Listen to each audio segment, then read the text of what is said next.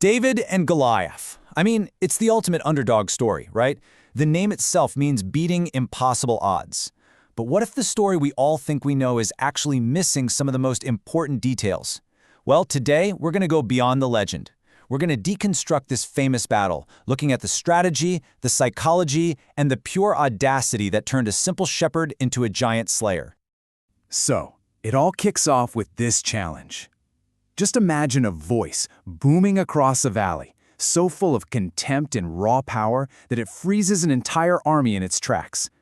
You gotta understand, this isn't just a call to fight, it's psychological warfare. It's designed to absolutely break their spirit before a single sword is even unsheathed. Okay, so let's paint the picture. You've got the Philistine army camped on one hill and the Israelites on another. And down in the valley between them, there's just this terrifying standoff. And why are they just stuck? Because of one man, a champion who seems completely, utterly impossible to defeat. And get this has been going on for 40 days. Twice a day, every single morning and every single evening, Goliath comes out and shouts the same challenge. Can you imagine the psychological toll of that? The fear, the dread, the feeling of helplessness just festering in that camp must have been absolutely crippling. Let's really break down why everyone was so terrified. Goliath wasn't just a big guy. He was a literal walking fortress. The text says he was over 9 feet tall. I mean, can you even picture that? His bronze scale armor weighed around 125 pounds. The iron point on his spear alone was 15 pounds. This guy was the absolute peak of military tech and raw physical power for his time.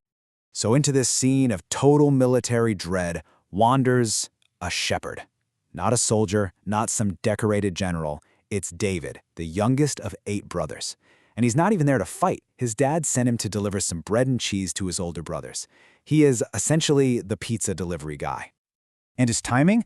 Wow, it couldn't be more perfect, more dramatic. David shows up just as Goliath is bellowing his usual defiance. So he sees it with his own eyes, an entire army of battle-hardened soldiers turning tail and running away in great fear.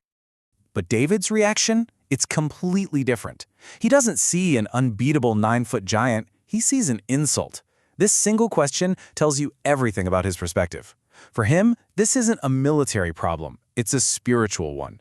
He's totally focused on the disrespect, not the physical danger. So David starts asking around, what's the deal with this guy? And his attitude starts to get noticed. His own brother actually gets mad at him, accusing him of just being there to gawk at the battle. But David keeps at it.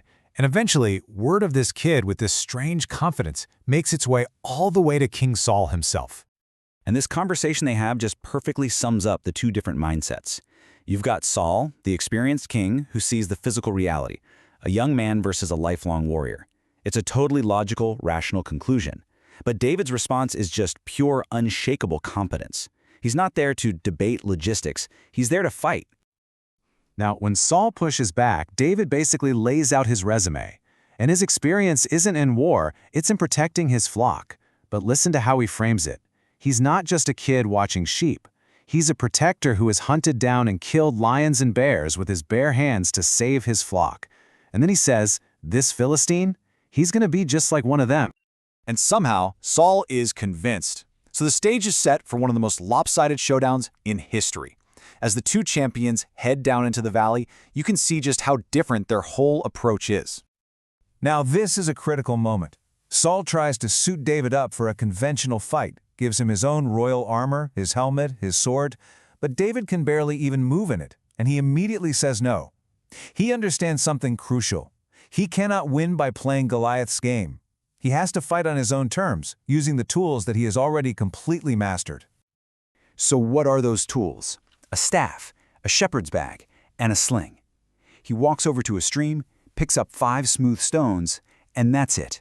That's his arsenal. Just think about that simple, agile setup compared to the hundreds of pounds of bronze and iron his opponent is wearing. Goliath sees David walking towards him, and he is just insulted, utterly offended. He roars, "Am I a dog that you come at me with sticks?" His own arrogance completely blinds him. He sees a peasant boy with a stick, not what David actually is, a highly skilled, long-range projectile weapon specialist. So after 40 days of taunts, 40 days of waiting. The actual battle is unbelievably fast. I mean, you blink and you miss it. It's all over in a flash. But before that first stone is even thrown, David has his own declaration to make, and with it, he reframes the entire fight. He says, look, this isn't about your sword and your spear. This is a divine contest, and you, my friend, are on the wrong side. Okay, so this is it. The tension just skyrockets. Goliath, with his shield bearer walking out in front of him, starts to move forward, closing the distance for a close quarters attack.